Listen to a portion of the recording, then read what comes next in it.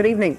While the number of unemployed nationally is still rising, there was a slight drop in the unemployment figures for the South released today. Gore has the dubious distinction of having proportionately the highest number of 18 and 19-year-olds out of work in the country. But although unemployment is often assumed to lead to more crime, in Gore that hasn't proved to be the case.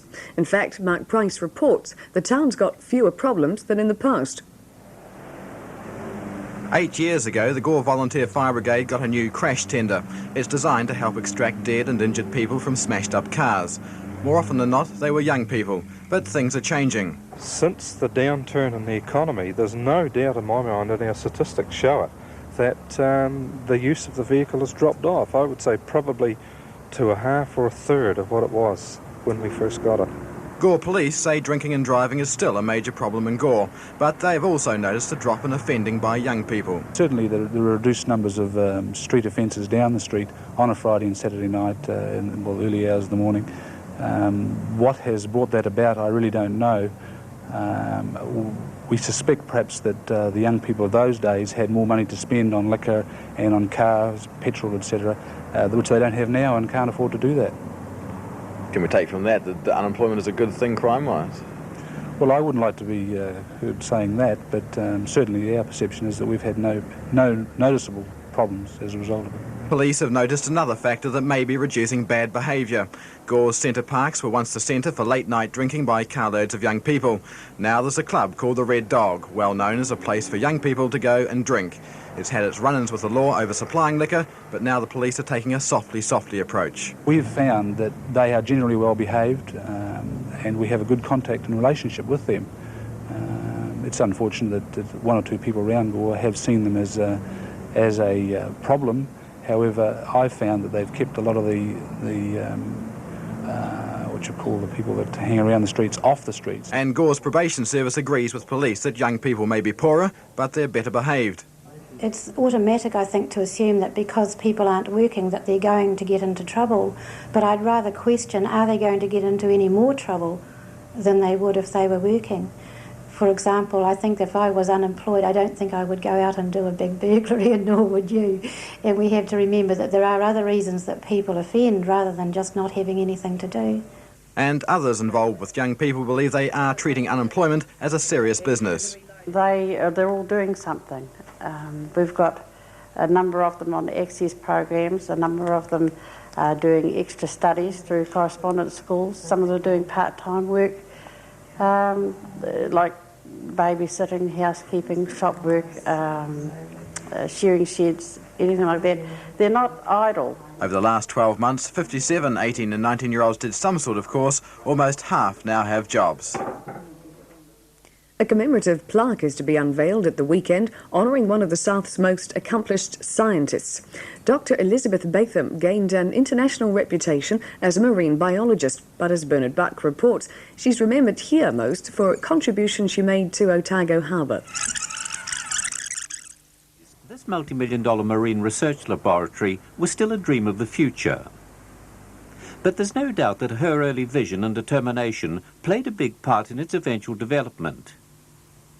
In a sense, it's already a monument to what she achieved. The Federation of University Women will recognise this by adding this commemorative plaque. Someone who remembers Dr. Batham well is the Aquarium's current manager, Associate Professor John Leader. Testimony to her success is shown in the building that we now have. When she came, it was just a little tin shed with a leaking roof, and she created the impetus which led to the formation of the marine station as it is now. After studying and working at Otago, Victoria and Cambridge universities, Dr. Batham became the Portobello Marine Station's first director, at a time when it was taken over by Otago University. Facilities were modest to say the least, but Dr. Batham had a vision of what could be achieved. Oh, I think one would be impressed by her dynamism. She was really a tremendous enthusiast, single-minded, and the power of her personality was really quite striking. Her most significant local accomplishment was building up a reference collection of the marine life of Otago waters. She devoted herself for her later years in an enormous collection of deep sea things. And she was absolutely tireless in sending things off to people to get them identified. She would bail you up if you admitted to a knowledge of any kind of animal. She would immediately produce specimens from her bag and say, "What's this?" The plaque commemorating Dr. Batham's life of achievement will be unveiled on Sunday night. The winds of change heralded in the PICO report are about to blow through the schools of the south. Already roles are being prepared for the elections, which will put parents onto the new boards of trustees. Kathy Graham's been taking a look at what the changes will mean to Kaikorai Valley High School in Dunedin. While it's work as usual here at what Mr Longy calls the chalk face, there's a revolution going on. Kaikorai Valley High, like schools all over the country, will shortly be called on to take part in one of the most far-reaching reforms ever made to this country's education system. It came from PICO, and it's now called Tomorrow's Schools. Policy contained in a small booklet, which packs such a punch that by next February every school in the country, primary and secondary, will be responsible for managing itself. The reformers say it's all about giving the parents and the community a greater say. 140 people working on a variety of working groups, and their views occasionally differ in their emphasis to what's in here. And that is certainly not... Michael Deeker's been on the road for weeks, an eloquent advocate of the change and the part parents will have to play. The essence of the reforms is to put more decision-making and more resources in the hands of school communities, and not in the hands of bureaucracies they are at the moment, to make the partnership between school and community a more effective one, a more decision-making one. Elections to fill the 5 places for parents on the new boards will be held in May. They'll be joined by the principal, 1 representative each for teachers and students, and 4 others they can co-opt to make 12 in all. At Kaikorai, parents already involved in the school's administration welcome the change. Parent teachers see it as being a good thing, that it will involve parents more in this running of the school. They have some reservations, naturally. Anything new we have reservations about. I believe that it's not until these things actually get actually up and going that we really see perhaps the pitfalls, but I think on the whole it will be a good thing all around. I see it as an opportunity to involve parents to a slightly greater extent in the school. I think with present secondary school boards there's already a lot of involvement, but I think perhaps parents will become involved at a very practical level in a very meaningful way in the school. But in spite of the principal's optimism, many teachers have grave doubts. They're currently involved in a wage round, but say their conditions concern them far more than their pay. They're worried that if teachers don't get a good deal in tomorrow's schools, students won't get a good deal either. We're not totally opposed to tomorrow's schools, and that we feel especially the aspect of increased community involvement is a very good thing. But we do have concerns. I guess a major general concern would be the haste in which the thing has been pushed through. We would question the need for such haste, the lack of trialling. Such a system which has been pushed in other countries has taken a lot longer than what is happening in New Zealand. As for the students, well, most of them aren't too sure what's going on, but there's always the odd one. You're going to have a student on the Board of Governors, and it's going to be mainly parent-controlled, so then the children have got a say in the matter, and then they can tell their parents, maybe, and maybe that's it. Sounds like a good idea? Probably. Would you be interested in standing for the board? Yep.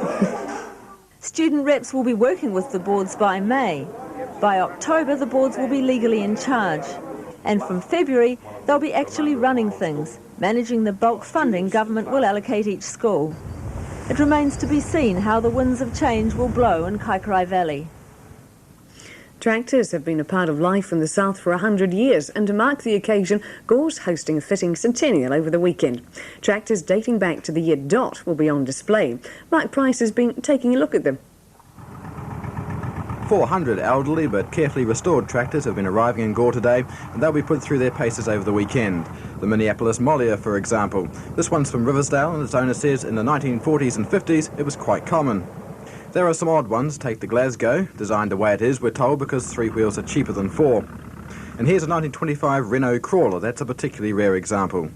Going back even further, a single-cylinder Mogul by International Harvester. New Zealand, as said, has perhaps the greatest range of vintage tractors in the world. They're all imported, and at some time or other, farmers seem to have tried them all.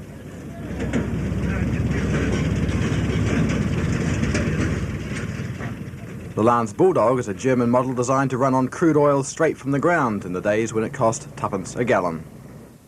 We had a great day today after the last couple, especially in Mosgiel, where it was 26 degrees at 3 o'clock. Hope it continues over the weekend. Halfmoon Bay was sunny with 16, Invercargill cloudy 17, a high tomorrow of 18. Gore was fine with 18, Balclutha sunny and 16. Dunedin cloudy 16 and a high of 18 tomorrow. It was sunny in Palmerston too and 18 degrees. Ranfurly had 19, Lumsden 18 degrees, Queenstown are partly cloudy and 19, and sharing the highs today, Wanaka and Alexandra with 22 degrees. Diana was sunny with 21. Have a great weekend. We'll be back on Monday night. Good night.